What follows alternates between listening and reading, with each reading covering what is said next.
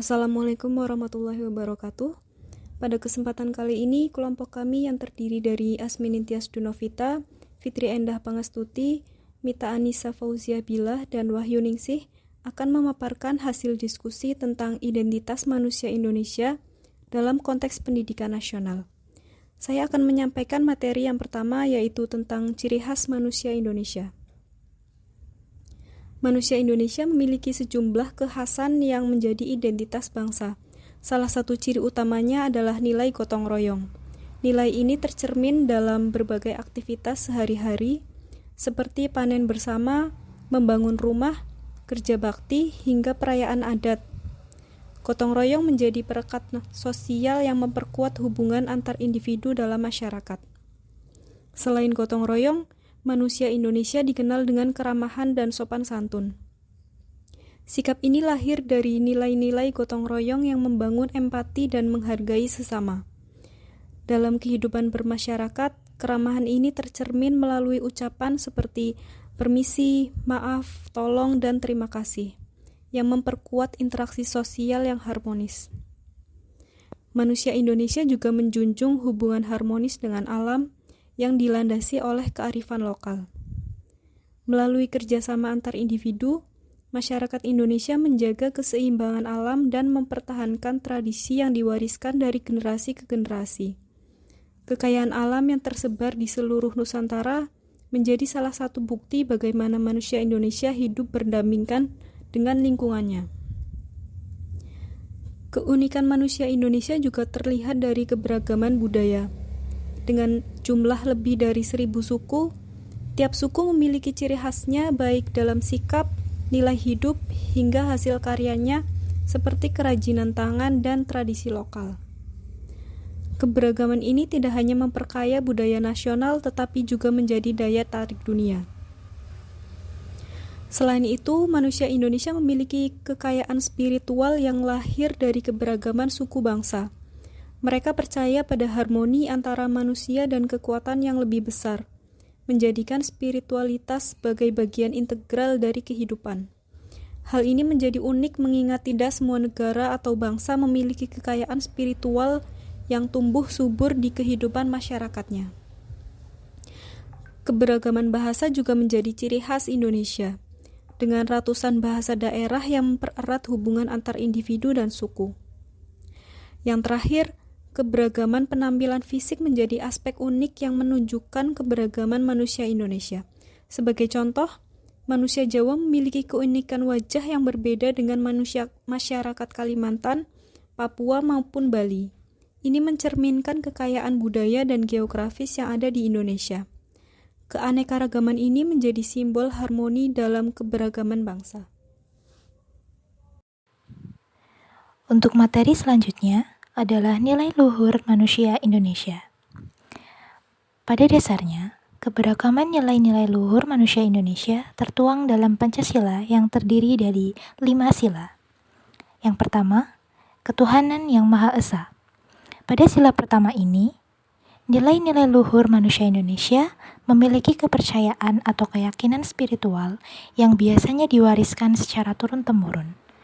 Dalam perwujudannya, berupa sikap toleransi, menjaga hubungan dengan alam dan sesama manusia. Sila kedua yaitu kemanusiaan yang adil dan beradab. Dalam sila kedua ini mengandung nilai di mana memiliki sikap kepedulian terhadap sesama manusia yang diwujudkan melalui gotong royong, demokrasi, keramah tamahan, dan penerapan prinsip musyawarah mufakat.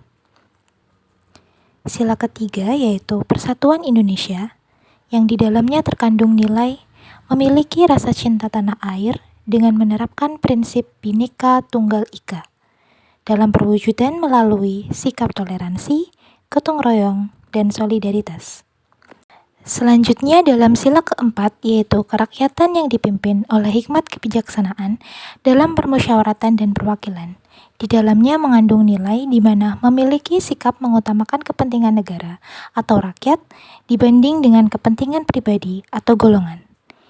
Hingga pada sila terakhir yaitu keadilan sosial bagi seluruh rakyat Indonesia terkandung nilai memiliki sikap menegakkan keadilan terhadap kepentingan bersama, melalui perwujudan anti-diskriminasi dan anti-KKN atau korupsi, kolusi, dan nepotisme.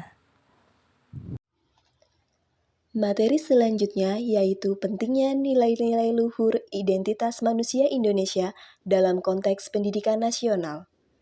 Pada dasarnya, nilai-nilai luhur identitas manusia Indonesia dijadikan sebagai landasan untuk penguatan karakter bangsa. Dalam konteks pendidikan, nilai-nilai luhur memberikan dasar panduan untuk perkembangan moral peserta didik.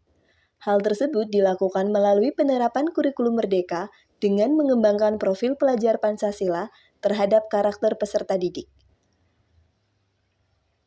Karakter peserta didik ini mengikuti Pancasila sebagai dasar negara yang memiliki nilai-nilai luhur sebagai dasar moral bagi generasi peserta didik untuk membentuk kepribadian yang berintegritas, beretika, dan bermoral.